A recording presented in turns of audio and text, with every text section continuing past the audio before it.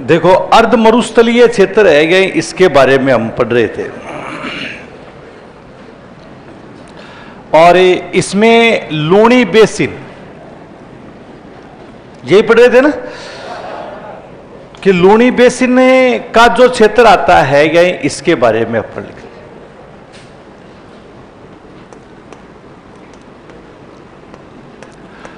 और इसमें हमने लिखा था कि नदी निर्मित जो मैदान है, उस नदी निर्मित मैदान को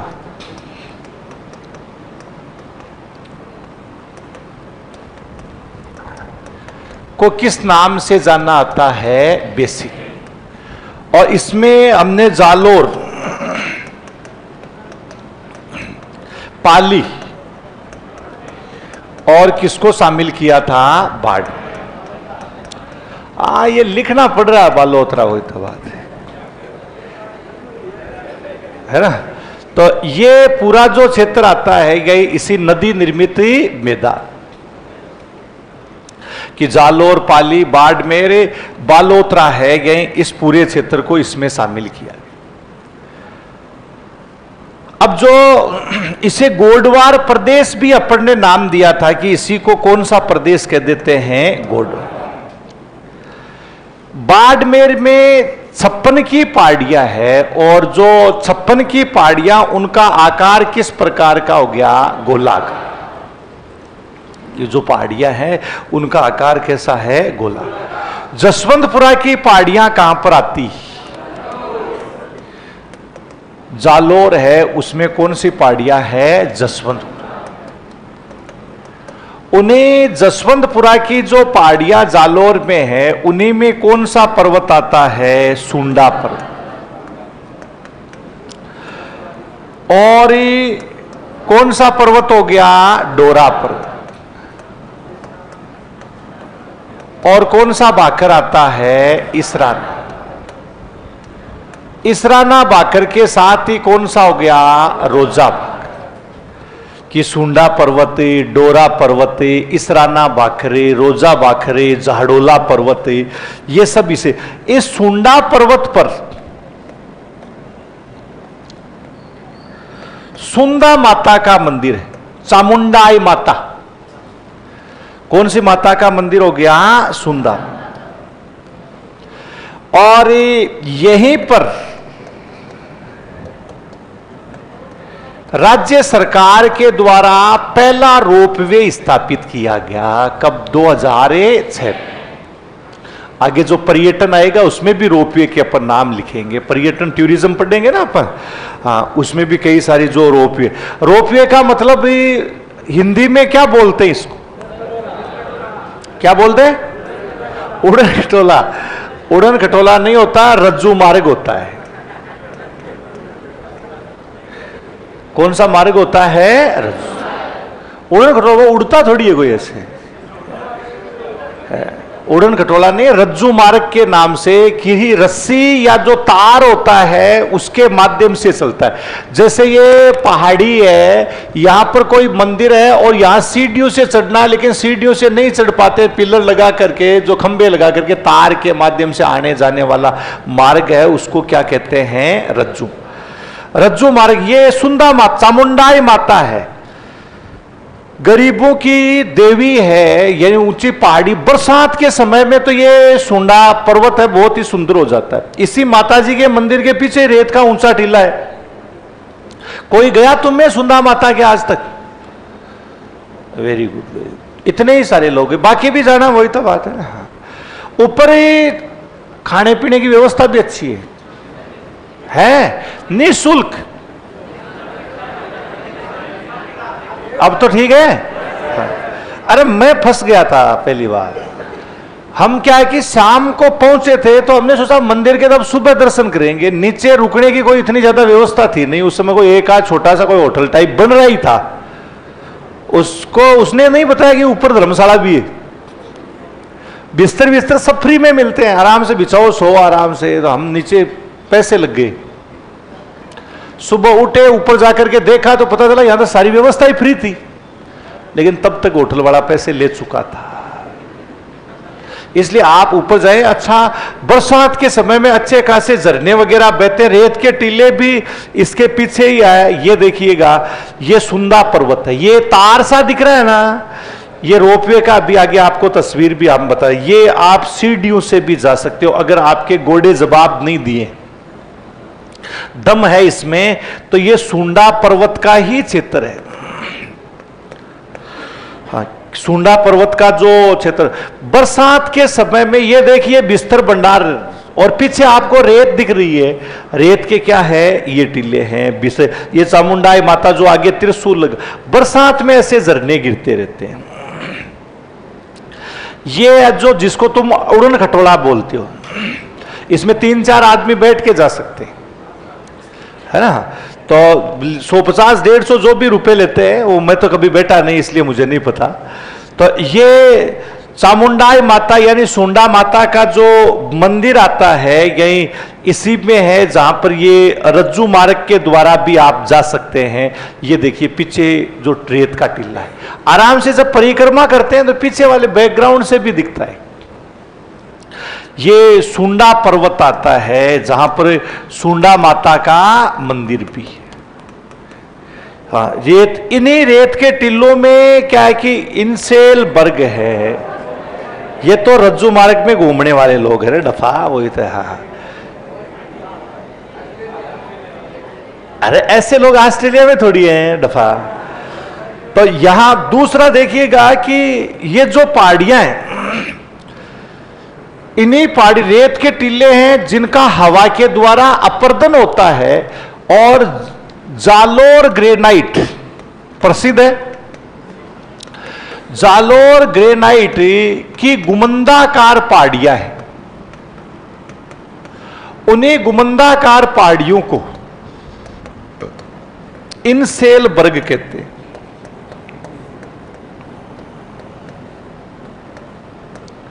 हिंदी में इसको बोला आता है द्वीपा भीगरी। इनसेल बर्ग है, इसको हिंदी में अपन क्या बोल देते हैं, द्वीपा भीगरी है, या इसके नाम से इसको जानना। इनसेल बर्ग मतलब जैसे समुद्र होता है, जली जल होता है, और बीच में कोई जमीन का हिस्सा बाहर होता है, उसको टापू कह देते हैं, या अपन द्वीप कह देते हैं, टापू या फिर क्या बोलते हैं। और ये भी इसी प्रकार, मतलब रेत ही रेत है चारों तरफ, बीच में क्या आ गई, पहाड़ी आ गई। पहाड़ी है वो मरुस्थलीय द्वीप हो गया, उसको क्या बोल दिया आता है, इनसेल। ग्रेनाइट निर्मित जो स्थला करती है वो इनसेल बर्ग कहलाती है। हिंदी में उसको हम क्या बोल देते हैं, द्वीपा भीगरी। द्वीपा भीगरी के नाम से जानना आता है। तो ये कई बार क्वेश्चन एक बार आया हुआ भी है, निम्न में से कौन सा बालू का स्तूप नहीं है, कि कौन सा है जो बालू का स्तूप ही नहीं। एक आपके दे दिया आता है इनसेल बर्ग दे दिया आता है, एक पैराबोलिक आपको दे दिया आता है, एक तारा बालू का या स्टार दे दिया आता है, एक स्कर्ब दे दिया आता है। तो कौन सा बालू का स्तूप नहीं है, इनसेल बर्ग नहीं। ये गुमंदाकार पहाड़ियां जिनमें क्या पाया जाता है, ग्रेनाइट। जमीन के अंदर था तब तक बेथोलित था, बाहर आते ही फिर क्या होता है, इनसे।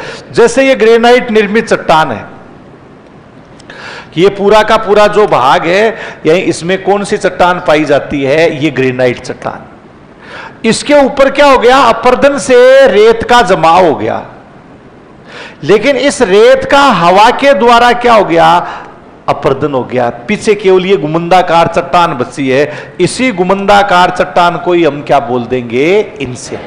तो जालोर ग्रेनाइट की पहाड़ियां गुमंदाकार है, जबकि सिवाना की पहाड़ियां किस प्रकार की है, गोलाकार। गोलाकार पहाड़ियां आती है। ये सब जालोर का क्षेत्र आता है, जसवंतपुरा की जो पहाड़ियां है इसी। तो जो कल लिख रहे थे, ये नाम तो लिख लिए थे ना अपन, तो अब एक लिखो, सुंडा पर्वत पर, सुंडा पर्वत पर सुंदा माता का मंदिर है। सुंडा पर्वत पर सुंदा माता का मंदिर है।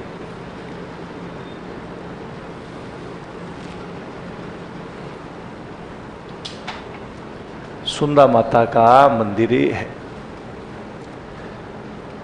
यहां 2006 में 2006 में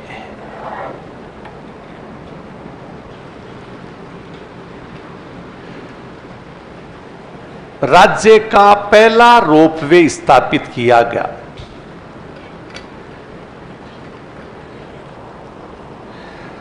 राज्य का पहला रोपवे स्थापित किया गया।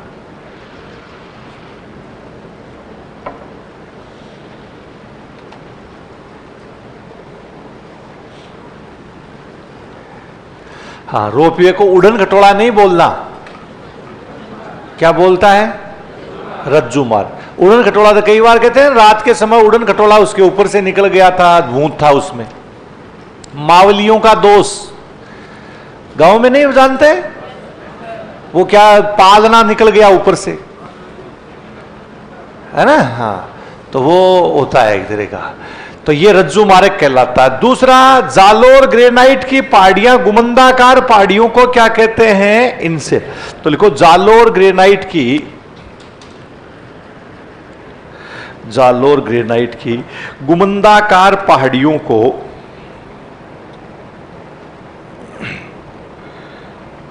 जालोर ग्रेनाइट की गुमंदाकार पहाड़ियों को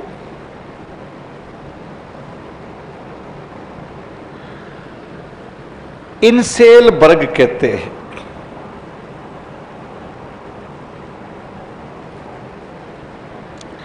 इनसेलबर्ग कहते हैं।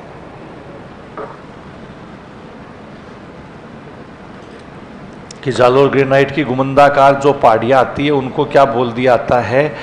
हाँ, इनसेलबर्ग है, यही इसके नाम से इसको जानना आता है। तो ये तो पूरा भाग अपन ने देखा कि जालोर का अब जैसे पाली बाड़मेर का हो गया, इसके बाद पाली है। पाली में भी कई पहाड़ियां हैं जो अलग अलग नामों से जानी जाती है। पाली में एक तो है काला भरा डूंगर, काला बुरा नहीं, कौन सा हो गया? काला भरा डूंगर। दूसरा नरसिंहपुर पहाड़ है,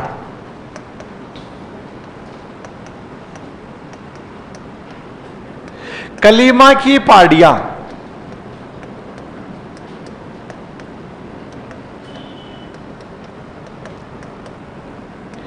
और हिंगलाज का मगरा।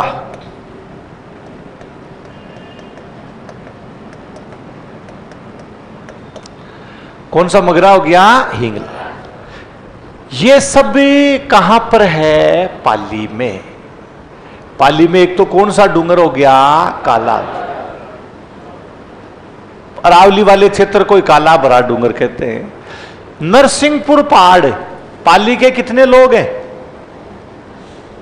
बस 2-4। ये तो इनमें से जानते हो तुम नरसिंहपुर पहाड़ को? कोई जानता है? गांव का नाम है ये। तुम यार पाली में रहते हो कि हवा में रहते हो? कलीमा की पहाड़ी ये नहीं। हिंगलाज का मगरा तो जानते होंगे? हिंगलाज का मगरा ही नहीं जानते। हिंगलाज माता का मंदिर है, जवाई बांध है। जवाई बांध का नाम तो सुना है? उससे जस्ट आगे जब अपन सफारी के लिए जाते हैं तो हिंगलाज माता का मंदिर आता है, मेला भी लगता है यहां पर। तो हिंगलाज का जो मगरा आता है, हिंगलाज माता का मंदिर। हिंगलाज माता किनकी कुल देवी है? देवासियों की है या पटेलों की? पता ही नहीं है। किनकी? भाटियों की तो अलग है, भाटियों की नहीं है। जो ये लाल साफा और वो जो अंगर की पहन के रखते हैं, देवासियों की है, मैंने देखा ना। और जो मैं जवाई बांध घूमने के लिए गया, नाइट स्टे उधर उसी जंगल में की, फिर अगले दिन वो कुछ घुमाने के लिए लोग जा रहे थे तो वो हिंगलाज माता का मेला लग रहा था। तो उसमें सारे मतलब देवासियों ने अभी भी अपनी संस्कृति है उसी को बचा रखा है उन्होंने, वही कपड़े पहना वगैरह वो उसी प्रकार का। वो तो बैंड भी बज रहा था, डीजे भी चल रहा था और बड़े बुजुर्ग जा रहे थे। सर तुम में भी होगा, देवासी एक भी नहीं है? एक भी देवासी नहीं है तो पता ही नहीं होगा, भूल गए होंगे यहां करके। हाँ, तो वो वहां पर जैसे गए तो वो सारे चल रहे थे, हम भी जाते। हमें क्या है कि देखो डांस नहीं आता लेकिन शौक चढ़ जाता है हमारे कभी।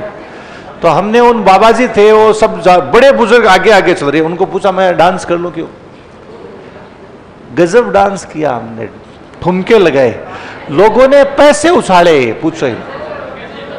हाँ बहुत पैसे उछाले, वो मचुग नहीं पाया, बस इतना ही था।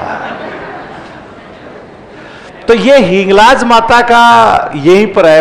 तो अगला एक आप लिखो पाली में, ये एक ऐसा डांस था जिसमें क्या है कि वो नहीं बन पाया था, वीडियो नहीं बन पाया था। आदमी ऐसा ही था जो बूढ़ा आदमी था रे। हाँ तो आप पहले लिखिएगा, पाली में काला भरा डूंगरी, पाली में काला भरा डूंगरी,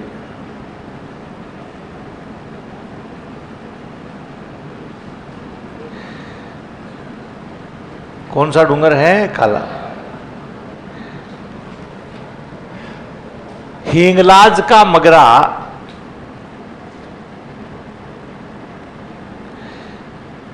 हिंगलाज का मगरा,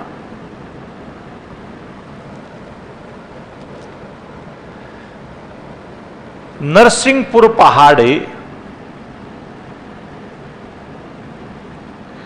नरसिंहपुरी पहाड़। अरे कुछ फोटो भेजी है हिंगलाज की, क्या भाग रहा है तो भाग भाग के जा रहा है।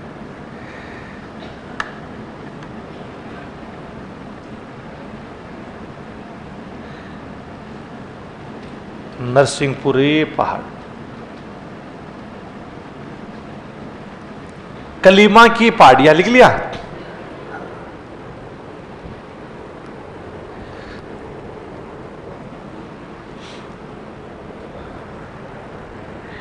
कलीमा की पहाड़ियां,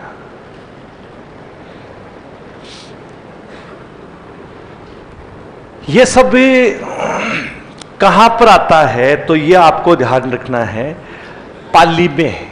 ये क्वेश्चन भी आया हुआ था, ध्यान रखना कि कौन सा पाली से संबंधित ही नहीं। काला भरा डूंगर। दूसरा, इस क्षेत्र में जैसे बरसात का पानी इकट्ठा करते, उस पद्धति को क्या कहते हैं? नेहटा या नेस्टा। नेहटा भी कह देते हैं, नेस्टा, नेड़ा बोलते हैं एक्चुअल।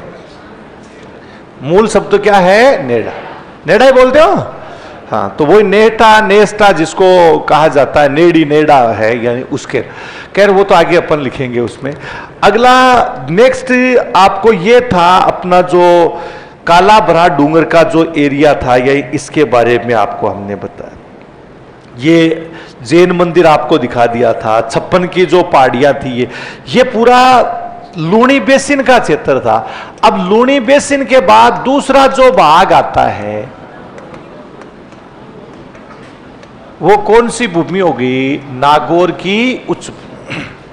बताओ उच्च भूमि किसे बोलते हैं? जिसकी ऊंचाई 300 से 600, वही कौन सी भूमि होगी? उच्च भूमि। अब यहां पर जो ये भूमि है, इसकी नागौर की उच्च भूमि, इसकी समुद्र तल से ऊंचाई 500 मीटर है। समुद्र तल से ऊंचाई कितने मीटर होगी? 500। 500 मीटर इसकी ऊंचाई। ये बंजर भूमि है।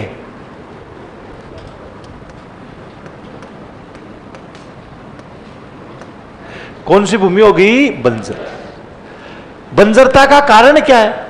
खारे पानी की झीलें हैं इसमें।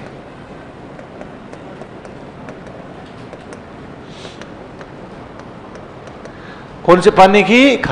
अब खारे पानी की कौन कौन सी झीलें हैं? सांबर, डीडवाना, कुचामन, नावा, डेगाना। ये सब कौन से पानी की झीलें होगी? ये निम्न भूमि है। और इनके पास वाली भूमि कैसी होगी? उच्च भूमि। इनसे नमक बनता है और हवा के साथ वातावरण में उड़ता रहेगा। इससे भूमि लवणीय हो जाती है, ये यानी इसका क्या है, बंजर हो। तो सांबर, डीडवाना, कुचामन, नावा ये खारे पानी की झीलें। इसमें जैसे ये कुचामन नावा है, ये सब रेलवे स्टेशन, यहां से जोधपुर से अपन जयपुर जाते हैं, सब स्टेशन आते हैं, है ना। नावा के पास में गांव है राजास, जिसका पूरा नाम तो गोविंदी राजास है। कौन सा हो गया, गोविंदी।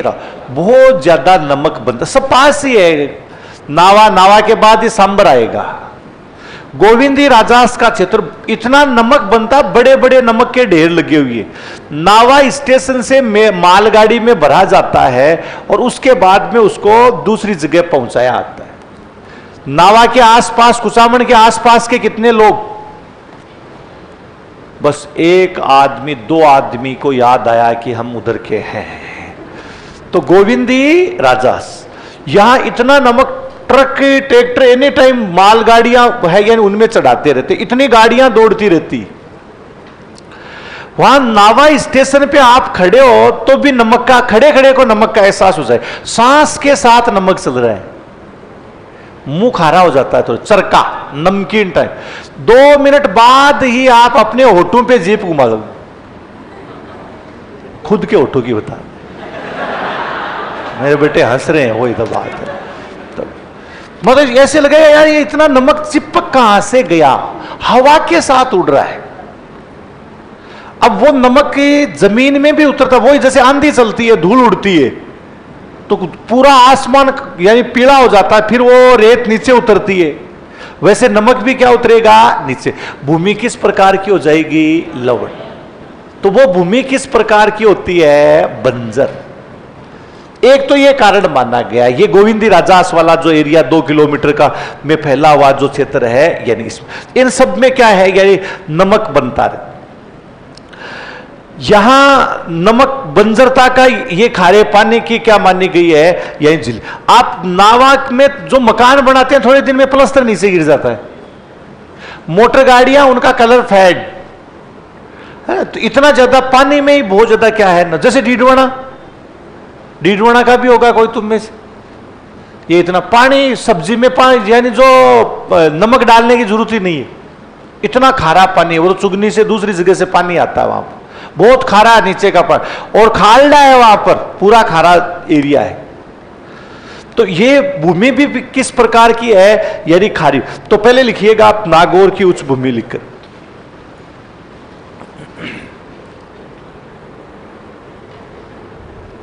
नागौर की उच्च भूमि है, इसमें लिखो। इस भूमि की समुद्र तल से ऊंचाई, इस भूमि की समुद्र तल से ऊंचाई 500 मीटर है।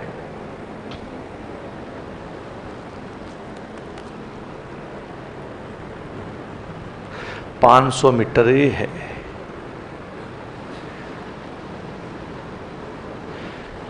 यह बंजर भूमि है, यह बंजरे भूमि है। इस क्षेत्र में कई खारे पानी की झीलें हैं। इस क्षेत्र में कई खारे पानी की झीलें हैं।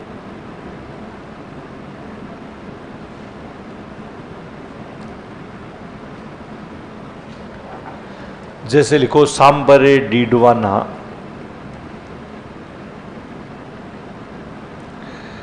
सांबरे, डीडवाना, कुचामन, नावा।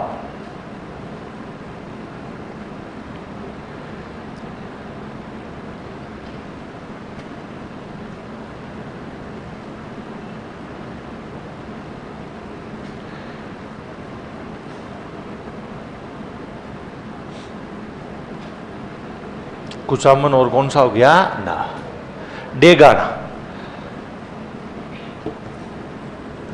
तो ये सब भी कौन से पानी की झीलें हो गई, यानी जो खारा पानी आता है इसे। ये तो एक इसका कारण माना गया है। गोविंदी राजा लिखने की अभी कोई जरूरत नहीं है तुम्हें। तो इतना ज्यादा यहां पर नमक उत्पादित होता है। लेकिन आपने ये देखा कि जैसे सांबर झील का अपन नमक खाते हैं, लेकिन कभी ऐसा सुना कि इस क्षेत्र में सांबर का नमक थोड़ा कम खाइए, कम चाटिए, नहीं तो खत्म होने वाला है? कभी आया ऐसा? आज तक, जबकि अपन इतने सालों से खा रहे हैं नमक, कभी भी आज तक खत्म नहीं हुआ। इसके पीछे जो खारे पानी की झीलें हैं उनमें नमक खत्म क्यों नहीं हो रहा? इसके पीछे मूल कारण है, जैसे ये रेत है, इस भूमि के नीचे माइकासिस चट्टानें पाई जाती है, ये है सबसे बड़ा कारण। कौन सी चट्टानें पाई जाती है? माइकासिस चट्टानें। इन्हीं माइकासिस चट्टानों में, कौन सी चट्टानों में? विभिन्न प्रकार के लवण पाए जाते हैं। सोडियम क्लोराइड भी होता है, सोडियम सल्फेट भी होता है, कैल्शियम यानी जो सल्फेट है यानी कैल्शियम क्लोराइड, ये सारी चीजें इसमें पाई जा, ये जमीन के नीचे है। कौन सी चट्टान पाई जाती है? माइक। बरसात कम होती है और यहां पर आप देखेंगे तेज धूप होती है, ये सूर्य की किरणें हैं। और ये धरती अब जैसे कितनी तप रही है अपनी धरती, तो ये लगातार क्या है कि धरती तपती रहती और इससे ये यानी जो रेत गर्म होती है और सूर्य की किरणें 200 मीटर अंदर तक चली जाती। अब ये चट्टानें क्या होती है? गर्म, और इन चट्टानों के जो लवणीय तत्व हैं वो ऊपर आ जाएंगे। कोई भी चीज गर्म होती है, गर्म होने के बाद हल्की होगी तो वो क्या आएगी? ऊपर। जैसे नमक का कट्टा है, उसको आप धूप में रख दो, उसमें से बाहर आना अपने आप कट्टा फट जाएगा और नमक क्या आ जाएगा? बाहर। ऐसे ही ये भी क्या है कि गर्म होकर के मिट्टी में जो माइकासिस चट्टानों के जो लवणीय तत्व हैं वो धरातल के ऊपर आ जाते हैं। इस ऊपर आने की क्रिया को कहा जाता है केशिका क्रिया। केशिकत्व भी कह सकते हैं अपन, केशाकर्षण भी कह सकते हैं, तीनों का मतलब एक ही है। हाँ, केशिकत्व भी कह सकते हैं, केशाकर्षण भी कह सकते हैं, केशिका क्रिया भी हम कह सकते हैं। ये माइकासिस चट्टानें आती है यानी वो कहां पर आ जाएगी? धरातल। अब जैसे ही माइकासिस चट्टानें धरातल पर आ गई तो बताइए भूमि किस प्रकार की होगी? लवणीय या अलवणीय? नमकीन हो गई, लवणीय हो गई। इस केशाकर्षण की पद्धति के द्वारा भूमि कैसी हो जाती है? अब होती है बरसात। जैसे बरसात होती है, थोड़ी सी ज्यादा बरसात होते ही बाढ़ आ जाती है, क्योंकि नीचे कौन सी चट्टानें हैं? माइका, पानी नीचे जाएगा नहीं। और जैसे बरसात होगी तो जल बहना शुरू होगा। जैसे जल बहेगा तो ये जो नमक ऊपर आ गया था वो नमक कहां पर आ जाएगा? इस जल के साथ में बहता उन निम्न भूमियों में चला जाएगा। और निम्न भूमि कौन से पानी की झीलें हैं? खारे पानी की। बताओ ये नमक बह करके किस में चला गया? उन झीलों में जाएगा कि नहीं जाएगा? उन झीलों में चला। क्या नमक खत्म होगा? नहीं होगा। तो ये इस वजह से ये भूमि बंजर, मूल कारण ये है, ये कारण नहीं है इतना। ये इस क्षेत्र में इसलिए जैसे सांबर झील खूब बड़ी है, उसके नीचे कौन सी चट्टानें पाई जाती है? वहां पर पानी इकट्ठा होगा तो बताइए वो मीठा पानी होगा, वो भी कैसा हो जाएगा? खारा। पूरा नमक। इस वजह से यहां पर यानी कभी भी नमक खत्म नहीं हो सकता। जो नदी नाले बह करके आते हैं वो भी नमक लाते हैं। और नीचे भी कौन सी चट्टानें पाई जाती है? माइकासिस चट्टानें पाई जाती है। तो अगला आप लिखो, इस क्षेत्र में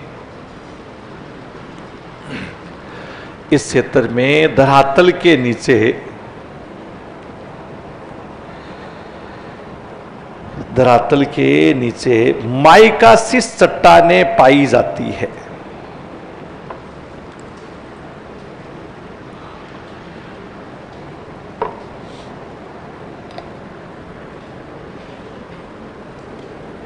माइकासिस चट्टानें पाई जाती है। इन चट्टानों के लवणीय तत्व इन चट्टानों के लवणीय तत्व है।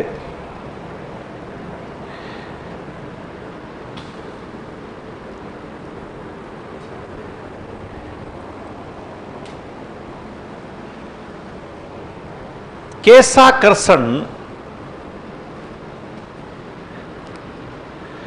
केशाकर्षण या केसी का क्रिया भी लिख सकते हो।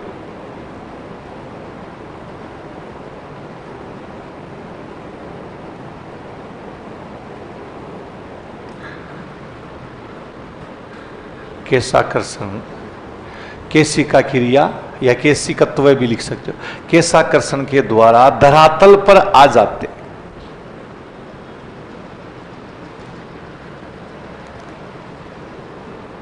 धरातल पर आ जाते, इससे भूमि लवणीय हो जाती।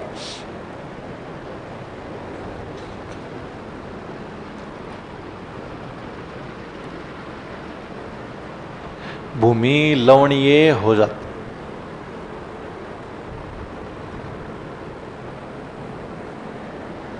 हाँ, अब इस लवणीय भूमि को क्या कह दिया आता है? रे है, कल्लर,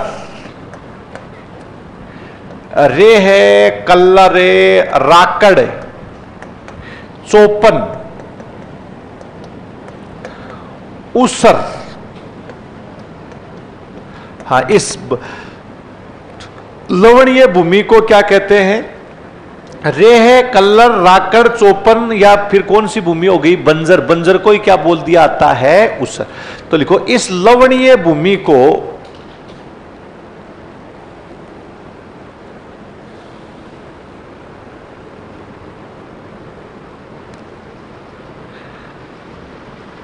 बंजरी, उसरे, उसरे, रे है,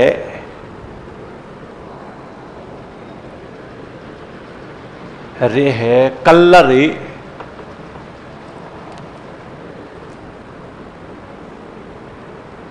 राकड़े, राकड़े और चौपन कहते हैं। चौपने कहते हैं कि रे है, कल्लर, राकड़, चौपन और क्या है? उसर के नाम से इसको। ये तो इस क्षेत्र की विशेषता। अब जैसे नमक, मतलब झीलों का नमक अपने राजस्थान से पूरे देश में क्या होता है? परिवहित किया जाता है, भेजा जाता है। आजादी की लड़ाई में महात्मा गांधी ने कौन से केमिकल का उपयोग किया था? NaCl नहीं किया था? सबसे लंबी आजादी की लड़ाई किसने लड़ी? किसने लड़ी? गांधी ने लड़ी थी। गांधी आएगा नहीं, उसने बहुत लंबी लड़ाई। और नमक ऐसी, अंग्रेज बड़े खतरनाक थे, वो उन चीजों पे प्रहार करते जो दैनिक जीवन में आवश्यकता हो। जो सेलेरी शब्द बना है ना, सेलेरी वो साल्ट से ही बना, साल्ट से सेलेरियम बना, सेलेरियम से सेलेरी शब्द। नमक एक समय पैसों के रूप में काम करता था। नमक के बदले वस्तुओं का आदान प्रदान होता। और नमक ऐसी चीज है जिसकी आपको कीमत का पता ही नहीं चलता, सुबह से लेकर रात तक चलता है। चलता है या नहीं चलता है? अंग्रेजों ने उसी पे भयंकर टैक्स ठोक दिया। इतना ज्यादा टैक्स, खाद्य आपूर्ति की, आदमी से वो दूर हो गया। और पता था कि इसके बिना ये रह नहीं सकते। जैसे चाय पे ठोक दो, चाय सुबह से शाम तक तुम कितनी बार पीते रहते हो, वैसे ही नमक पे हो गया।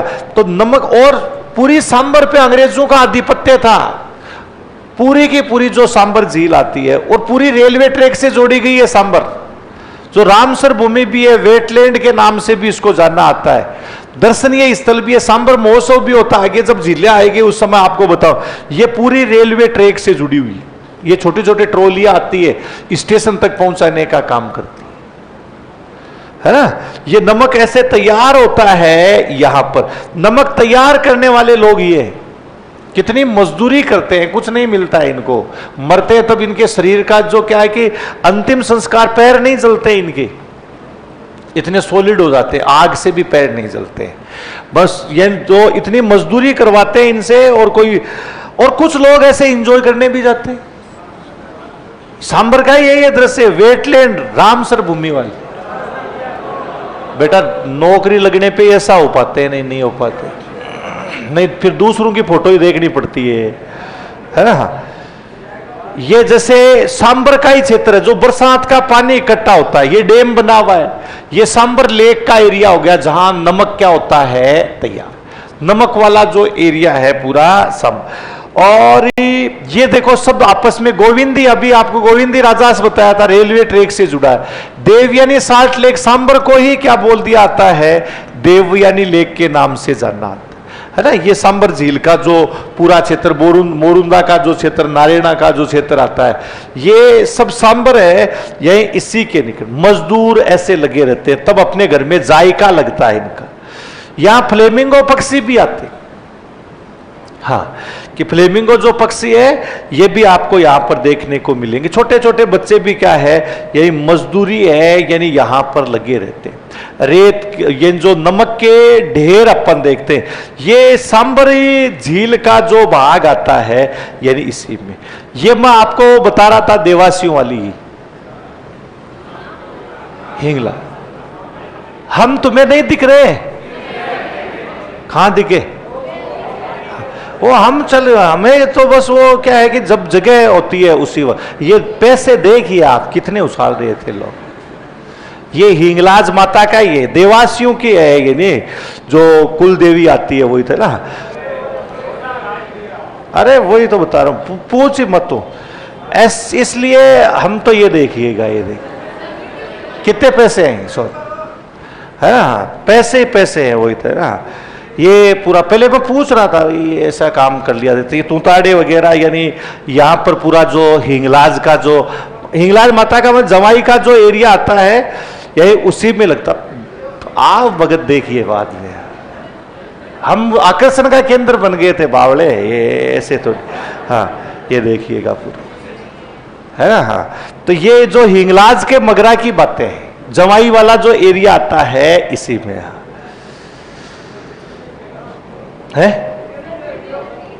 क्या कह रहे हो? इसका यार वीडियो क्या है, वो कुलदीप जी थे, उन्होंने नहीं बनाया, फिर हम बहुत टेंशन में आ गए थे। तो ये पूरा जो केशाकर्षण का जो क्षेत्र आता है, यही इसमें। अभी इसके बाद इसी क्षेत्र में, ये तो माइका से तो नमक कभी खत्म नहीं होगा। दूसरा आपको यह ध्यान रखना,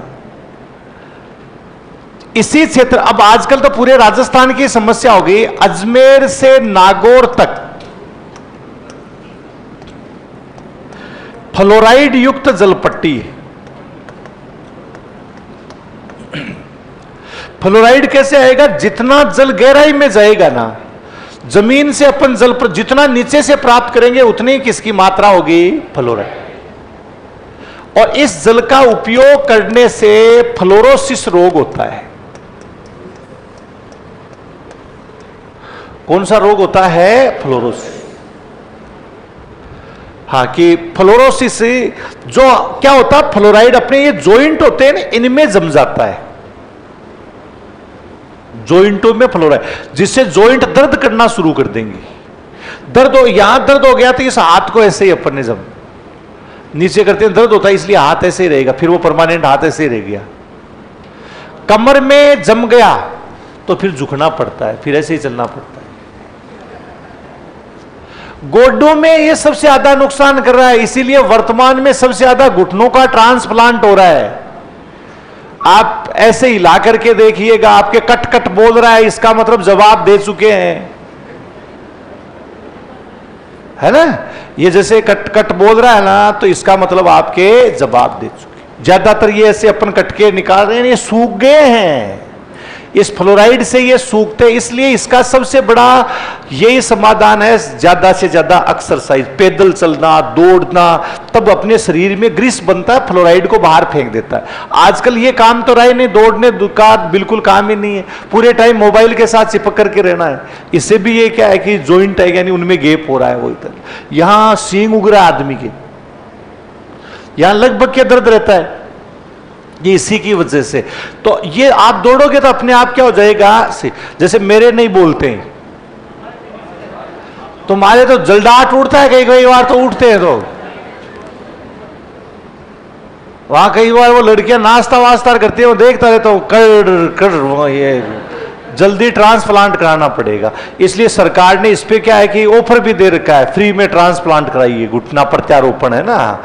तो ये इससे जो फ्लोरोसिस रोग होता है, ये हड्डियां है, यानी टेढ़ी मेढ़ी, इसको स्थानीय भाषा में इस रोग को कहा जाता है कुबड़ा रोग। इसलिए इस पट्टी का नाम भी क्या कर दिया जाता है, आदमी बांका हो जाता है, इसलिए इसी को कौन सी पट्टी कह देते हैं। पूरे राजस्थान की समस्या है ये, अपने नहीं है इतनी ज्यादा, अपन बरसात का पानी इकट्ठा करके पीते हैं, जहां कुएं नलकूपों के पानी का उपयोग कर रहे हैं वहां पर यह समस्या सबसे ज्यादा है। नहर बरसात ज्यादा हो रही है, बरसात के पानी को इकट्ठा कर रहे हैं, उस क्षेत्र में ये कुबड़ पट्टी वाली समस्या नहीं। सीधी बैठा कर रही, कुबड़ा की तरह मत बैठा कर, ऐसे लंबाई है तो ये डरती है कैसे, हम तो हमेशा ऐसे चलते हैं, लंबाई मिलती कहाँ है ना, ये एकदम ऐसे झुक करके बैठते हैं, निटाई हो इतना। तो ये फ्लोरोसिस रोग है, कुबड़ा रोग, इसको ही कुबड़ पट्टी या फिर क्या बोल देते हैं, बांका। तो अगली एक लिखिए, इसी क्षेत्र में है कुबड़ पट्टी और बांका पट्टी लिखकर। अभी डॉक्टर गोविंद कह रहा है कि मैं इनको एक वीडियो भी दिखाऊंगा कुबड़ पट्टी का, तो कुबड़ पट्टी या बांका पट्टी में लिखो। इसी क्षेत्र में अजमेर से नागौर तक ही, अजमेर से नागौर तक ही फ्लोराइड युक्त जलपट्टी है, फ्लोराइड युक्त जलपट्टी है, इसे कुबड़ पट्टी या बांका पट्टी। कहते हैं हर सुबह की सूरज जिंदगी में नई उम्मीदें लेकर आता है, लेकिन सोचिए हर शाम का ढलता सूरज उन्हीं उम्मीदों का गला घोट दे तो क्या हो?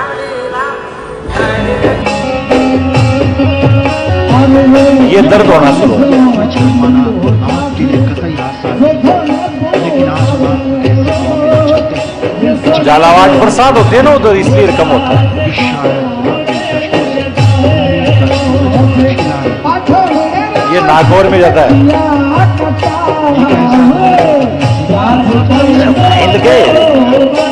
एक ऐसा नौजवान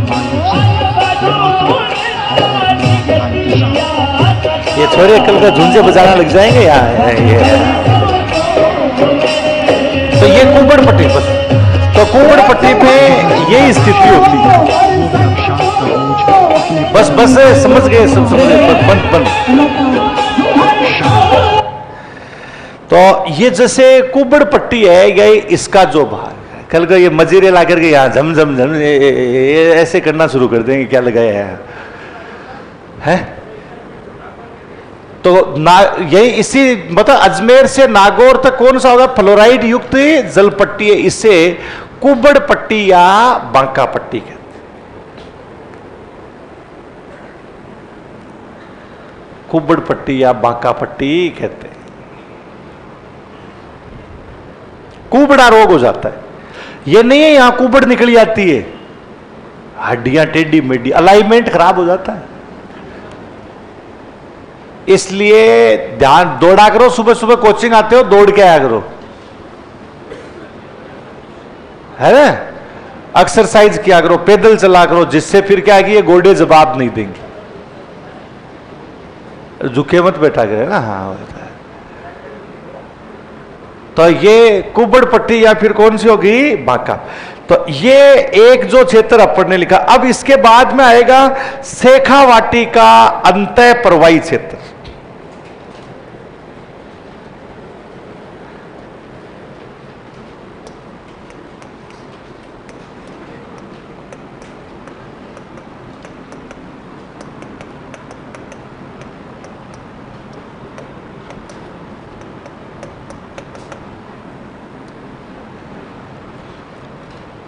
देखो अंतः प्रवाही का मतलब है जिन नदियों का जल समुद्र तक ही नहीं पहुंचा उनको हम क्या कहते हैं, अंतः।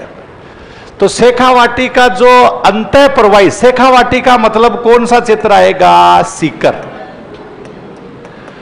चूरू और कौन सा हो गया, झुंझुनू। पूर्वी नागौर भी इसमें आ सकता।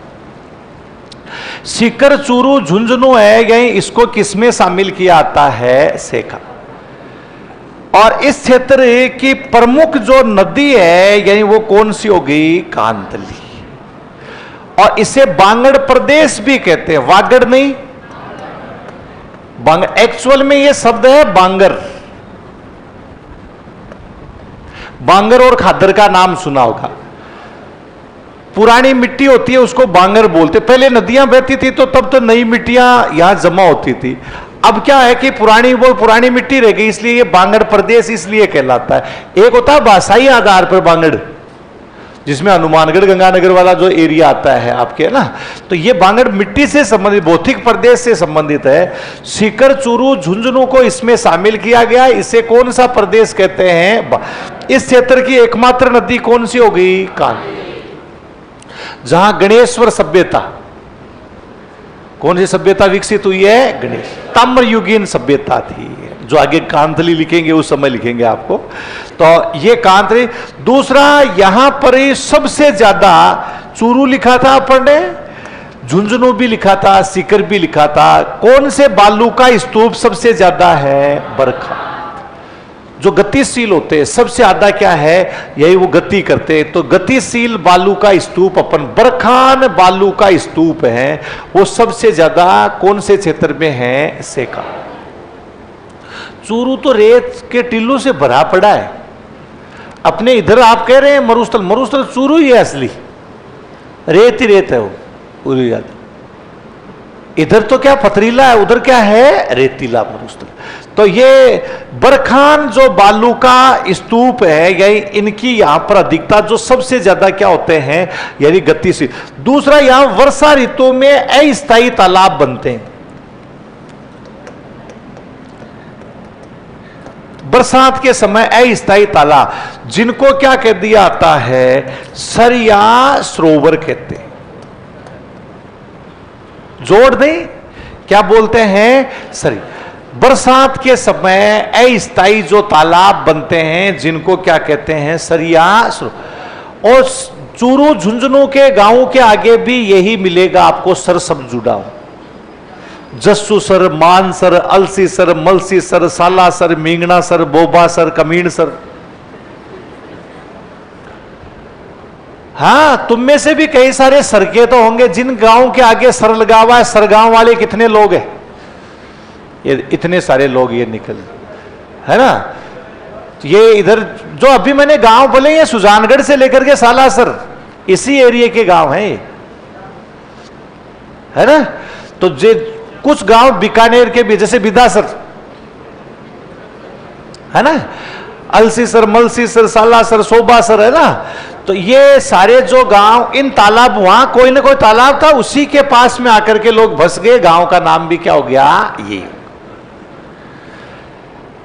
तो ये अस्थायी तालाब। दूसरे, यहां के कच्चे या पक्के जो कुएं आते हैं उनको क्या कह दिया आता है, जोड़ या नाडा। कुएं आते हैं, कच्चे भी हो सकते हैं, पक्के। एक्चुअल में कुएं को तो शेखावाटी वाले कुआं ही बोलते हैं। खेतों में बरसात के पानी को इकट्ठा करने के लिए जो जगह होती थी, जोड़ा जोड़ी है। वैसे एक्चुअल में जोड़ा और नाडी तो उसको कहा जाता है जो 5-7 खेतों के बीच में जो सार्वजनिक भूमि होती थी, उसको क्या कहते थे, जोड़ा। लेकिन किताबों में इसको कुएं के रूप में छाप दिया, इसलिए कुएं के रूप में अपने को मानना। तो ये जोहड़ या कच्चे या पक्के कुएं को क्या बोल दिया आता है, जोहड़ या नाड। ये भी कौन से क्षेत्र में है, शेखा। तो अगला एक आप लिखिएगा, शेखावाटी का अंतः प्रवाही क्षेत्र। लिखो, सीकर, चूरू, झुंझुनू,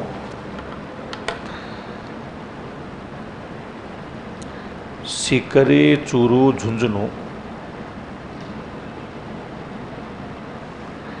सीकर, चूरू, झुंझुनू को इसमें शामिल किया गया है।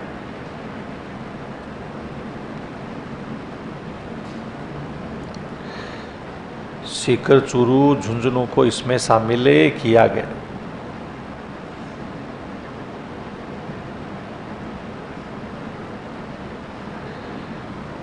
इसे बांगड़ प्रदेश भी कहते हैं।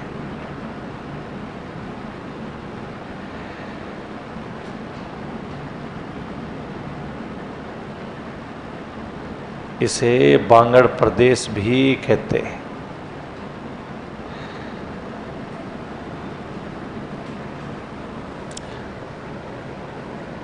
इस क्षेत्र की एकमात्र नदी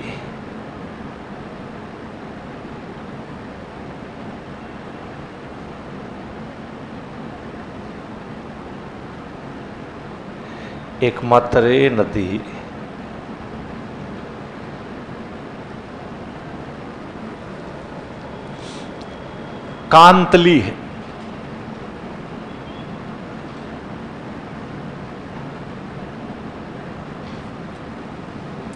कि एकमात्र नदी कौन सी होगी? कांत।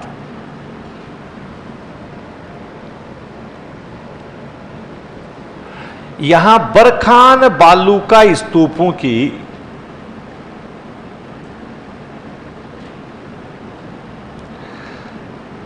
बरखाने बालूका स्तूपों की अधिकता है।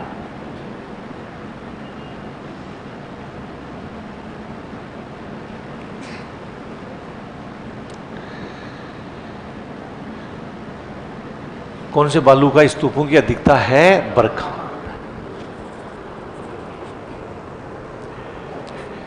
इस क्षेत्र में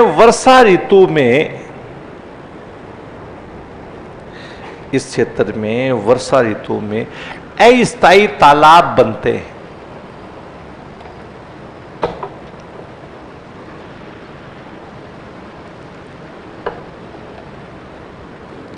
अस्थायी तालाब बनते हैं जिन्हें सर या सरोवर कहते हैं।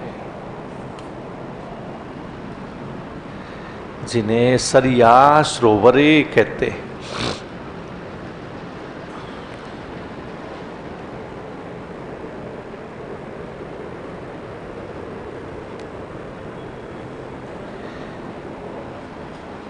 यहां के कच्चे या पक्के कुओं को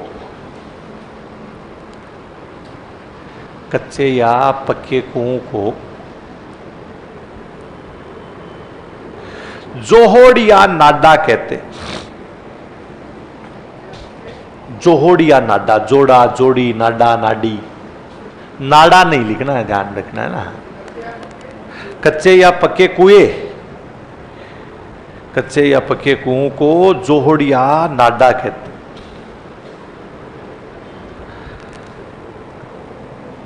तो ये शेखावाटी जो प्रदेश है, यही इसके बारे में अपन ने लिखा। अब शेखावाटी के बाद चौथा बताइए कौन सा प्रदेश है? घग्गर प्रदेश।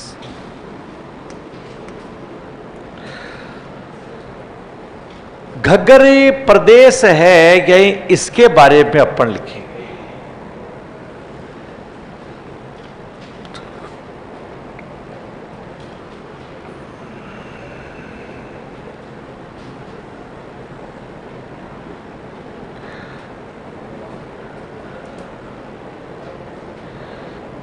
घग्गर प्रदेश।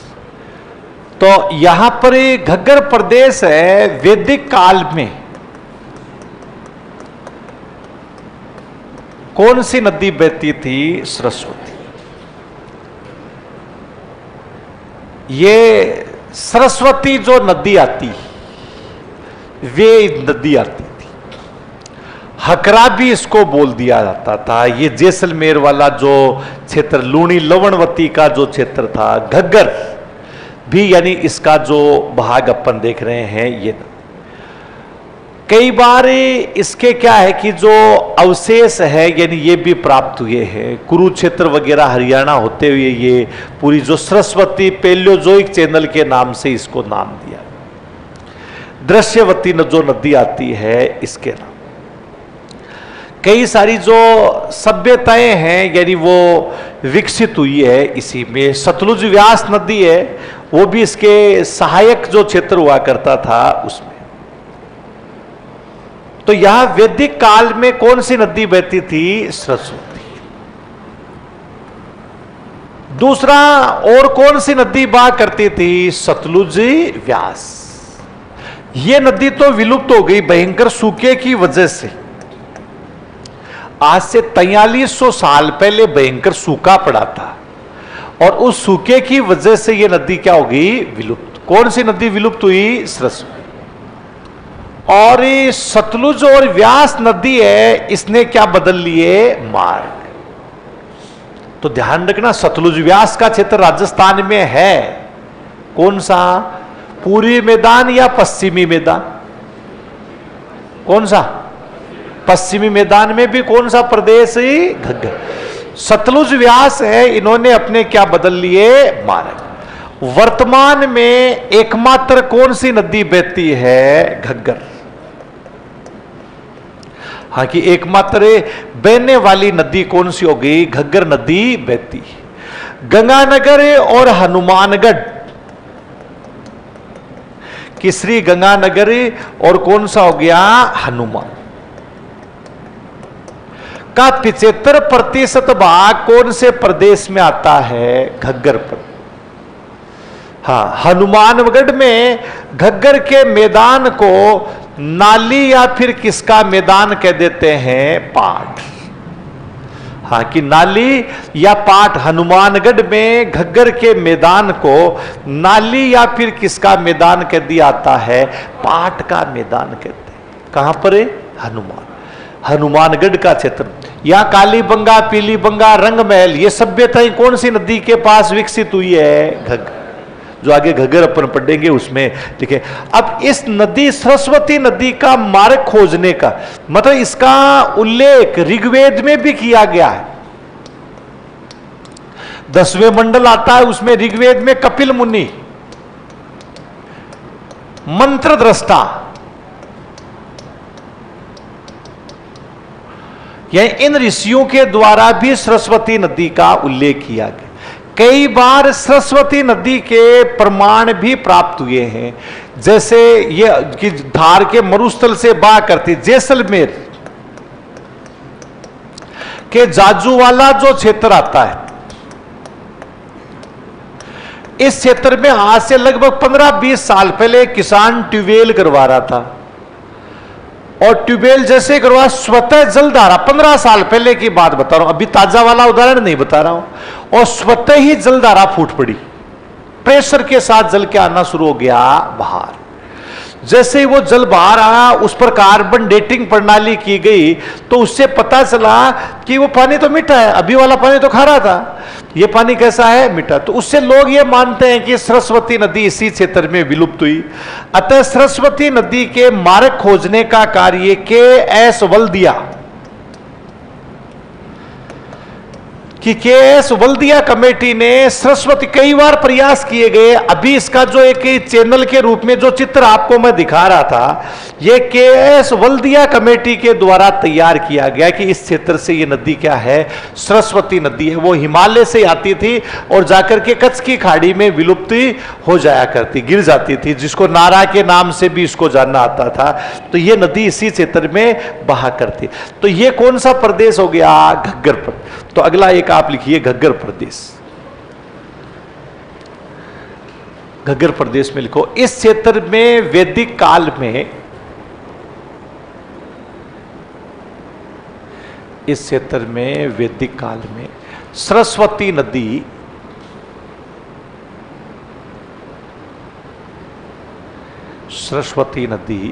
बहती थी।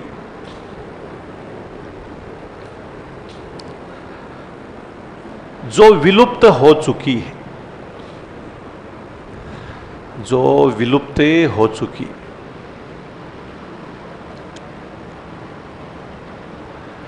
सतलुज व्यास नदी ने, सतलुज व्यास नदी ने मार्ग बदल लिए।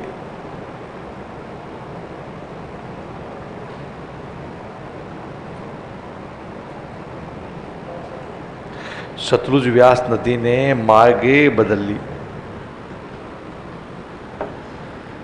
वर्तमान में एकमात्र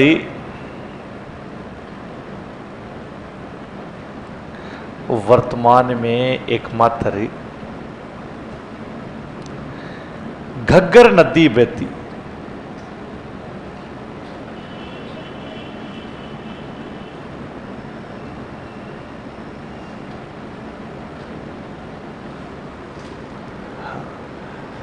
वर्तमान में एकमात्र घग्गर नदी बहती है।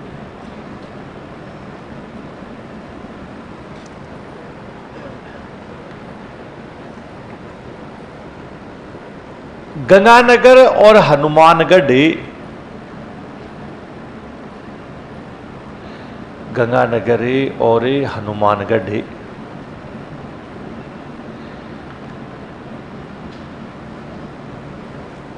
का 75% भाग, 75% भाग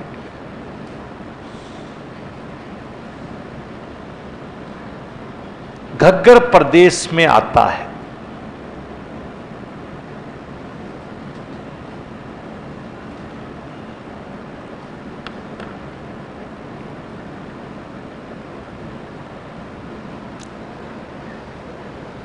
हनुमानगढ़ में घग्गर के मैदान को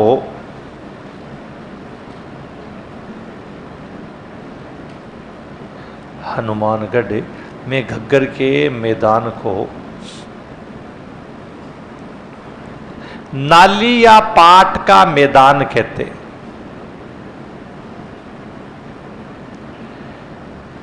नाली या पाट का मैदान कहते हैं।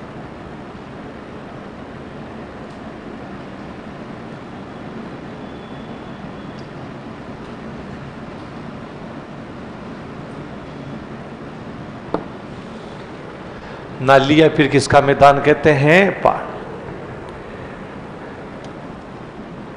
अभी सरस्वती नदी का उल्लेख किसमें किया गया है? ऋग्वेद है कि इसमें भी इसका क्या किया गया है? उल्लेख किया गया है। हाँ, तो ये आपको ध्यान रखना है कि किसमें उल्लेख किया गया है। हाँ, तो लिखो सरस्वती नदी का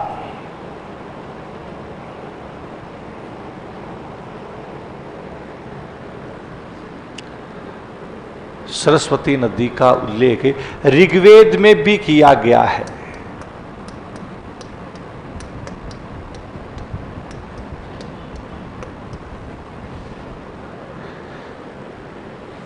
ऋग्वेद में भी किया गया। अब ऋग्वेद में इसको अपन क्या लिखेंगे? अनवती उदकी वती। हाँ, तो आपको ये लिखना ऋग्वेद। हाँ, ऋग्वेद में किया गया। ऋग्वेद में इसे अनवती उदकवती, उदकवती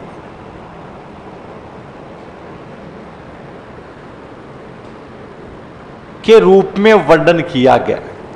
मतलब इसका मतलब होता है जल से भरी हुई नदी, उदकवती। हाँ, अनवती उदकवती के रूप में वर्णन किया गया।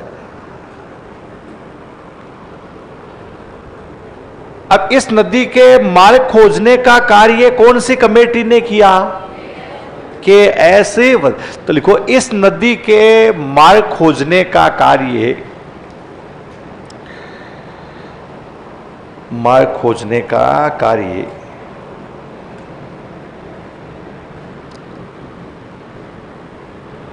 के एस वल्दिया कमेटी,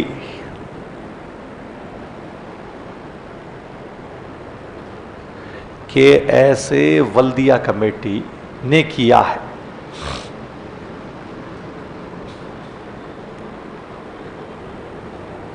कि कौन सी कमेटी ने किया है? के एस वल्दिया कमेटी है इसके। तो ये बौद्धिक यानी प्रदेश में जो घग्गर प्रदेश, तो यहां कई सारे अवशेष प्राप्त हुए। अभी जैसे जैसलमेर में जो जल फूटा वो सरस्वती का नहीं है। उसका कारण जब आपको मृदा संसाधन बताऊंगा उस समय बताऊंगा कि कैसे परत बनती है। भोज के उनको उत्सुत कूप कहा जाता है, पाताल तोड़ कुएं कहते हैं। वो मृदा के समय आपको बताऊंगा उस समय। सर छप्पन की पहाड़ियां व जसवंतपुरा की पहाड़ियां लूणी बेसिन में आएगी। कहा लूणी में आएगी, लेकिन भाग किसके हैं? अरावली। ये ऐसे पूछा जाता है क्वेश्चन कि यही 56 की पहाड़ियां किसके भाग हैं, तो क्या लिखना होता है? अरावली। कौन से भौतिक प्रदेश में, तो फिर किस में आएगा? हाँ, तो फिर थार का मरुस्थल आता है, उसमें कौन सा होता है? लूनी बेसिन। तो दोनों का शब्द पे ध्यान रखना, किसका भाग, तो भाग किसका है? अरावली का है। कौन से भौतिक प्रदेश में स्थित? थार के मरुस्थल में, है ना। कई बार जैसे अपने पड़ोसी, अपने ही घर में जो 4 भाई हैं, 4 में से एक क्या है, दूसरे गांव में चला गया, वो गांव का तो उसका हो गया, लेकिन भाग उसमें उन लोगों का नहीं हुआ है, तो अपना ही लोग ना, तो वो इसी तरह के। तो ये सरस्वती नदी के कई अवशेष, एक अवशेष आज से आपको 15 साल पहले का हम दिखाते। चलिए 15 साल पहले का एक भाग दिखाए। वर्तमान में तो बनावटीपन ज्यादा आ गया। वो सरस्वती मतलब एक जो कुआं है। प्रयाग में गंगा और यमुना के साथ साथ सरस्वती के संगम का भी जिक्र है। वो सरस्वती मिल गई सरस्वती। राजस्थान में ये 15 साल पहले का वीडियो है भाई। इसके वजूद पर अब कुछ सुगबुगाहट तेज हो गई है, लेकिन हिमालय की ऊंचाइयों से सरस्वती की धारा फूटने को आज भी वहां के कौन से एंकर अब देख लो, महसूस भी करते हैं। मतलब पाखंड तो पहले भी थे, लेकिन इतने ज्यादा नहीं थे। जैसे वर्तमान में तो ऐसे लगता है जैसे टीवी से कूद के बाहर आने वाले। चली आ रही आस्था और विश्वास को बार बार जिंदा कर देता है। लेकिन जैसे जैसे सदियां बीतती गईं, बीतते वक्त के साथ ही सरस्वती की कहानी रहस्य के गहरे समंदर में डूबती चली गई। हालांकि सरस्वती के बहने के अब तक कोई प्रामाणिक तथ्य नहीं मिले हैं, लेकिन कहा जाता है कि हिमालय की ऊंची वादियों में अभी वाले सब ये पकड़ना आगे वाला बताते आप। भले ही आप इसे न माने, लेकिन बद्रीनाथ क्या है कि कैमरे करामात से बना आज भी सरस्वती नदी का साक्षात दर्शन करते हैं। यहाँ मान्यता है कि सरस्वती नदी हिमालय की गोद से निकलकर महज 300 मीटर का सफर तय करके अलकनंदा में विलीन हो जाती है और पाताल लोक के रास्ते हजारों किलोमीटर दूर बहती हुई इलाहाबाद में गंगा और यमुना में मिलकर जहाँ ये अपना महाकुंभ लगता है ना, संगम को पूरा करती है। हरियाणा में भी मिले। सदियों पहले विलुप्त हो चुकी सरस्वती नदी के प्रमाण हरियाणा और हिमाचल प्रदेश के सभ्यता इस उससे छोटे से जुड़ा गांव है। में भी दिखाई देते हैं। कहा जाता है कि बद्री धाम के गोद में बसे इसी मुहाने पर कभी सरस्वती नदी कल कल बहा करती थी। हालांकि रेगिस्तान में जल अब खोज देखिएगा यार ना, उपग्रह से लिए ये अपने गए काजरे चित्रों ने से पुष्टि की। एक विशाल नदी के प्रवाह मार्ग का पता लगा है। वैज्ञानिकों के मुताबिक भारत के पश्चिमोत्तर क्षेत्र यानी राजस्थान के रेगिस्तान के करीब किसी समय एक नदी बहती थी और ये 4000 वर्ष पूर्व सूख गई थी।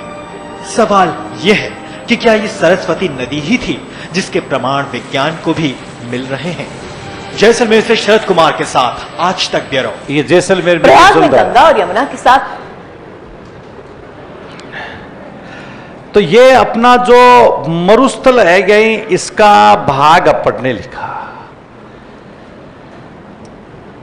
अब भी अगला जैसे इसमें कुछ शब्द हैं जो अपने नहीं है, ये उन शब्दों मरुस्थलीय शब्दावली अपन कई अलग अलग नामों से जाना जाता है उनसे। जैसे एक शब्द अपन लिखते हैं जैसे रन, या कौन सा हो गया टाट। तू जा रहा है अभी जरूरत पड़ेगी तेरी, वो निकल गया देखो। हाँ रन, या फिर कौन सा हो गया टाट। रन या जो टाट है, टाट बकरी वाली नहीं, बकरी को भी टाट बोल देते हैं कई जगह। ये रण भूमि की बात है।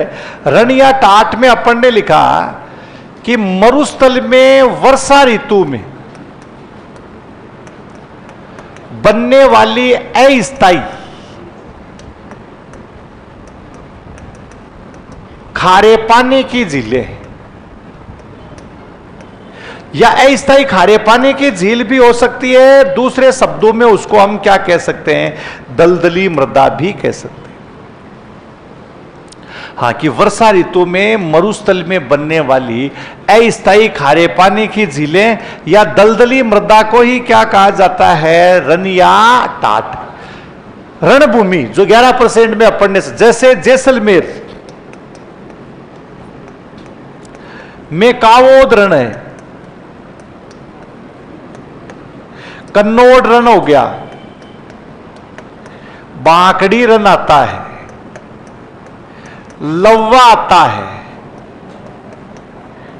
पोखरण हो गया। ये सब रणभूमि कहां पर है? जैसलमेर। बाड़मेर,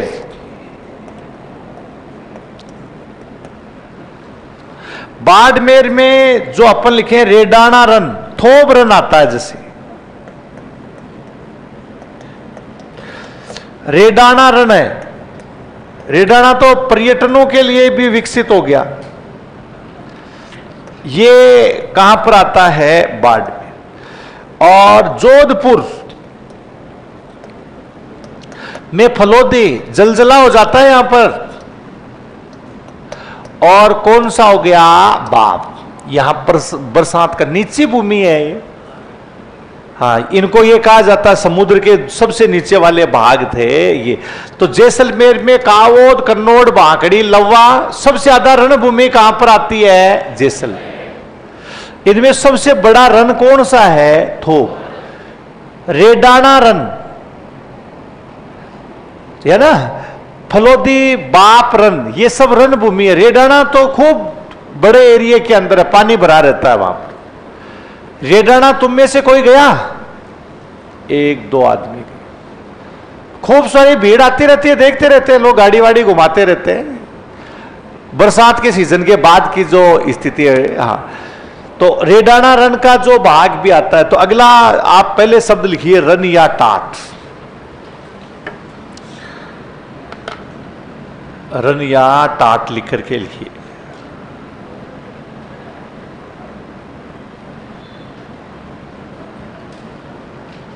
इसमें लिखो, मरुस्थल में वर्षा ऋतु में, मरुस्थल में वर्षा ऋतु में बनने वाली, वर्षा ऋतु में बनने वाली अस्थायी खारे पानी की झीलों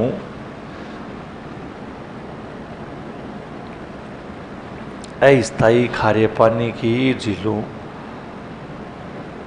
और दलदली मृदा को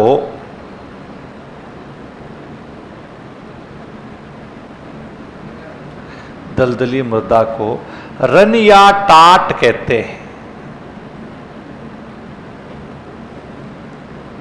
रन या टाट कहते हैं।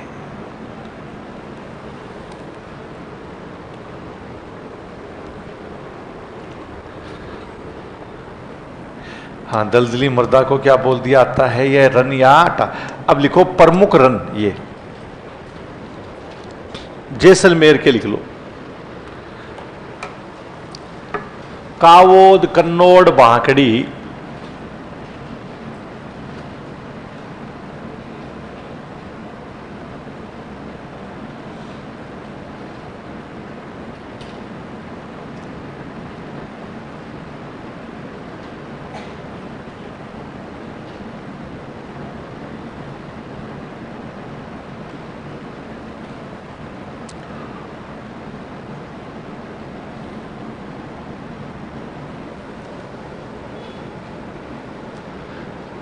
बांकड़ी, लव्वा, पोखरण।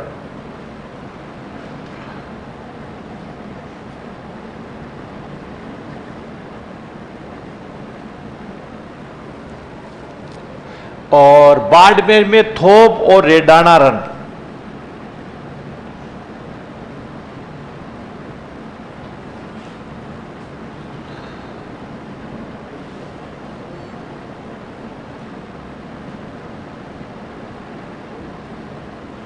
थोप और कौन सा हो गया? रेडाना। अरे उस गोविंद को बुला रहे हो, भाग गया इस टाइम।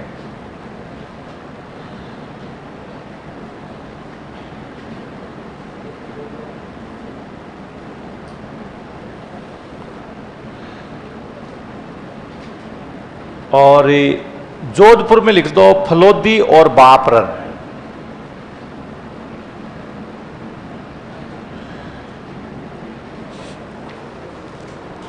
फलोदी और कौन सा हो गया? बाप।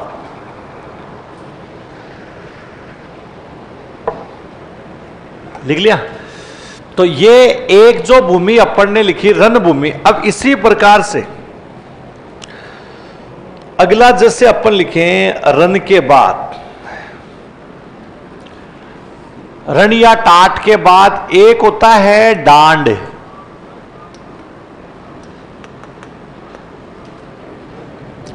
डांड क्या है? यह भी खारे पानी विशिष्ट लवणीय झील। इसका वैसे कोई पर्टिकुलर उदाहरण नहीं है। विशिष्ट लवणीय झीलों को क्या कह दिया आता है? डांड, जिनको टेथीज का ही अवशेष मानते हैं। हाँ, कि विशिष्ट लवणीय जो झीलें हैं, उन विशिष्ट लवणीय झीलों को हम क्या कहते हैं? डांड। ऐसे नहीं है कि भाई कोई उदाहरण है, ऐसा कुछ नहीं है ना। एक होता है पलाया।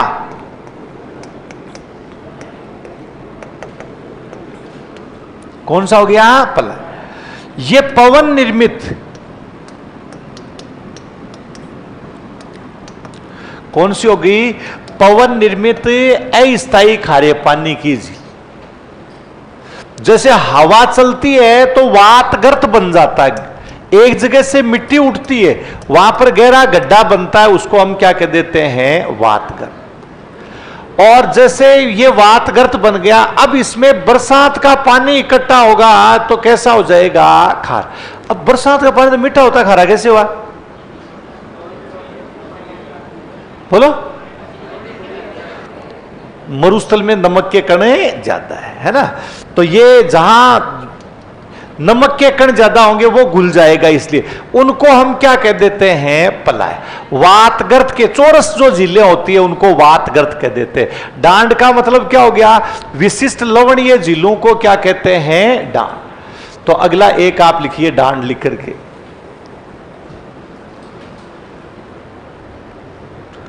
डांड लिख करके लिखो, विशिष्ट लवणीय झीलों को, विशिष्ट लवणीय झीलों को डांड कहते हैं।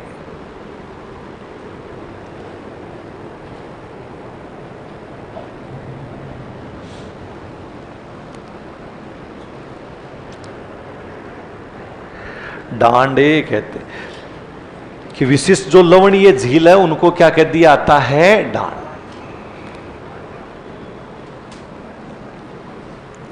पलाया के बाद, पलाया थोड़ी लिख लिया अपन ने।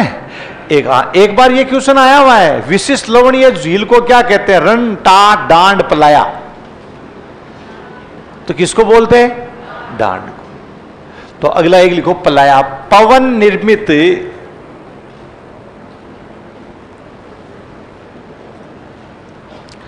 पवन निर्मित अस्थायी खारे पानी की झीलों को, पवन निर्मित अस्थायी खारे पानी की झीलों को पलाया कहते हैं। पलाया भी कह सकते हो, वातगर्त भी कह सकते हो।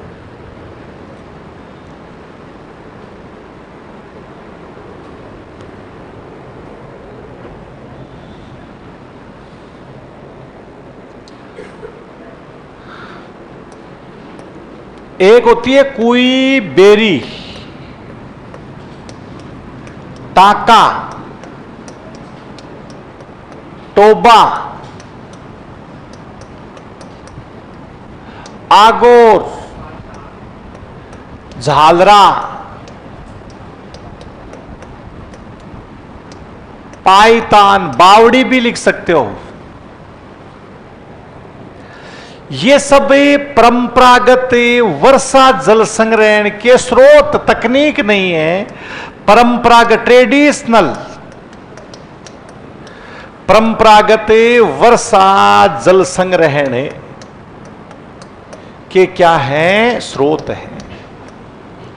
ट्रेडिशनल वाटर हार्वेस्टिंग परंपरागत वर्षा जल संग्रहण के स्रोत हो गए, जिनमें बरसात के पानी को इकट्ठा किया आता है। कुई, गटर वाली कुई नहीं है, पीने का पानी, मतलब जहां तालाब होता है ना, बड़ा तालाब, इधर बहुत तालाब है। पश्चिमी राजस्थान के लोगों का भविष्य उज्जवल है। पूर्वी राजस्थान वालों के हाल खराब होने वाले हैं, पानी का संकट उधर ही आएगा, जबकि सबसे ज्यादा पानी है वहां पर। लेकिन संकट आएगा, कैसे आएगा बताते हैं हम। जैसे ये तालाब है, इसके पास में ही लोग कुई खोद देते हैं, ऊपर से फिर ढक्कन बंद कर देते हैं उसका। इसका जो जल रिस करके जमीन में जाता है, वो कहां पर इकट्ठा हो जाएगा? कुई में। जब तालाब सूख जाते हैं ना,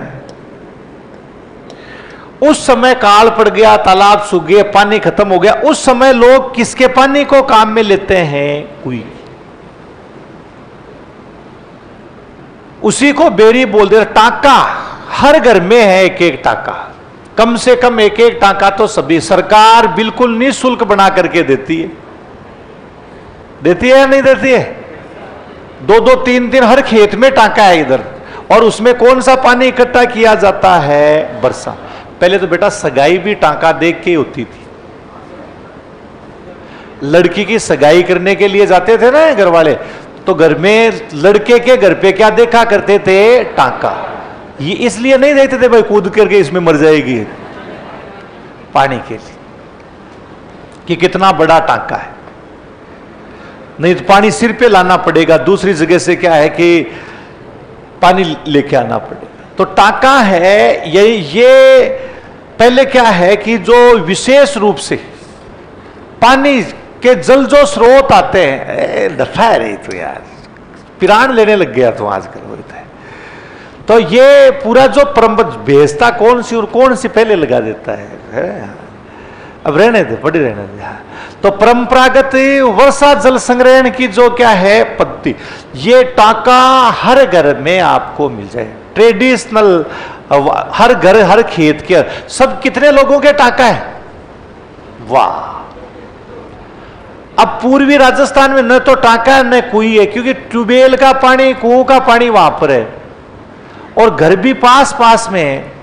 अब वहां धीरे धीरे पानी की कमी आ गई, टाका बना नहीं सकते, एक पहले ही बनता है टाका। कुई भी खोदेंगे तो पता नहीं कौन सी कुई से कनेक्शन हो जाएगा, गटर वाली से नहीं हो जाएगा, जनसंख्या बहुत ज्यादा है उधर है, तो वो त्राईमाम होगा जल संकट से। अभी अपने तो इधर बरसात भी ज्यादा होने लग गई। टोबा ये तालाब टाइप में होता है, जहां पर मंदिर भी बना हुआ होता है, स्नान घर भी बने अपने इधर हैं खूब, और उनमें लोग अपनी बाल्टी लेके आते हैं, तालाब से पानी निकाला मत तो टोबे से उसी में नहाए और मंदिर जाकर के वापस अपने जगह, जो साफ सफाई भी रखते हैं। इधर बड़े बड़े तालाब है गांव में। वो आगोर तो पानी आने का रास्ता होता है। झालरा जैसे तूर जी का झालरा, महामंदिर झालरा, झालरा और बावड़ी में अंतर यही है, बावड़ी के चारों तरफ सीढ़ियां होती है, अंदर जाते हैं सीढ़ियों से, झालरा के 3 और ही सीढ़ी होती है। जैसे महामंदिर झालरा, तूर जी का झालरा, अपने जोधपुर से ही शुरुआत हुई थी झालरा की, है ना। ये भी परंपरागत वर्षा, पाइतान भी जल आने का ही क्या होता है? स्रोत होता है। जैसे ये टोबा है, आपके रीट में हर बार क्वेश्चन आता है इनमें से। टोबा पर ये स्नान करोगे, ये यहां पर क्या हो गया? मंदिर। और ये बरसात का पानी, इसको साफ भी रखते हैं। अब देखो कितने एरिया में हरियाली है, एकदम से पानी थोड़ी देते हैं, इसकी नमी से ही क्या रहती है? हरिया। ये टोबा का क्षेत्र हो गया। इसके साथ में ये क्या है?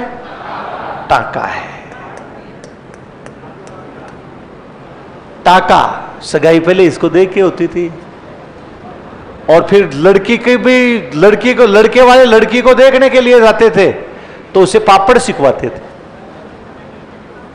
कैसा? हाँ पापड़ है, पापड़ सिखवाते। पापड़ बड़े खतरनाक चीज है, रोटी बनाना आसान है, और पापड़ गैस थोड़ी था पहले, खीर ऊपर सेकना होता था। तो थोड़ा सा अगर टाइम पे नहीं पलटा, पहले पलट दिया तो कच्चा रह जाएगा, और कच्चा बीच में से रह गया फिर नहीं सीखता वो, फिर सेकोगे तो छेकला, छेद हो जाता है ना, ऐसा छेद होता है, कुत्ते भी नहीं खाते उसको बाद में।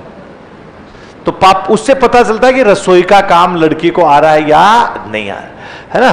तो ये इसका जो ये पास वाला आगोर का चित्र हो गया, ये देखिए ये आगोर है। ये ऐसा क्यों बनाया? अंदर रेत नहीं जाएगी, नहीं तो रेत चली जाएगी सीधा जाएगा, तो रेत इसी में, इससे फिर रेत को बार बार निकालते रहते हैं। ये कौन सा हो गया? टांका। टांका और टोबा है, यही इसके बारे में आपको हमने। अब इसके बाद ये आप देख रहे हैं जालरा, सूगला कर दिया लोगों ने। अब इसका असली चित्र देख, ये जालरा। ये सीढ़ियां नहीं है, इधर सीढ़ी, इधर सीढ़ी, और इधर भी क्या है? सीढ़ी। तूर जी का जालरा। ये देखिए इधर भी सीढ़ी है, इधर भी सीढ़ी है, इधर, और इधर से क्या है? सीधा सपा। इसको हम क्या बोलते हैं? जैसे कौन सा जालरा हो गया? हमारे यहां दो प्रसिद्ध महामंदिर और तूर जी का जालरा, दोनों ही कहां पर है? जैसलमेर। ये रण है रेडाना रण। हाँ, ये रेडाना रण का ही भाग। कौन सा रण है? ऐसे लगता है जैसे अरब सागर बंगाली खाड़ी में आ गए हैं, वही तो। ये रेडाना रण का ही दृश्य, ये पूरा रेडाना रण का ही। हाँ, तो कुई बेरी टांका टोबा जालरा लिख लिया तुमने, तो लिखो कुई बेरी टांका टोबा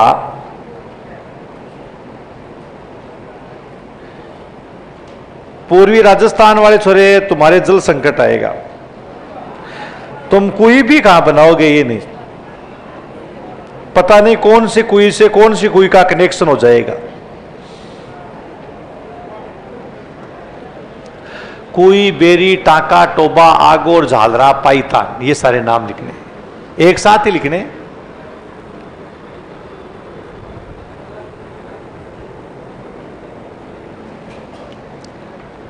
देखो, परंपरागत वर्षा जल संग्रहण के स्रोत, परंपरागत वर्षा जल संग्रहण के स्रोत हैं।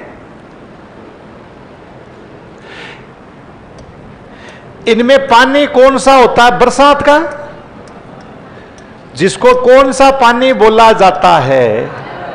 पालर पानी, पालरा पानी। पिछली बार रीट में था क्वेश्चन, सबको नहीं पता, अपने को तो पता है पालर पानी किसको बोलते हैं, लेकिन बाकी पूरे राजस्थान वालों को नहीं पता। तो लिखो पालर पानी। पालर पानी में लिखो वर्षा जल को, वर्षा जल को पालर पानी कहते हैं।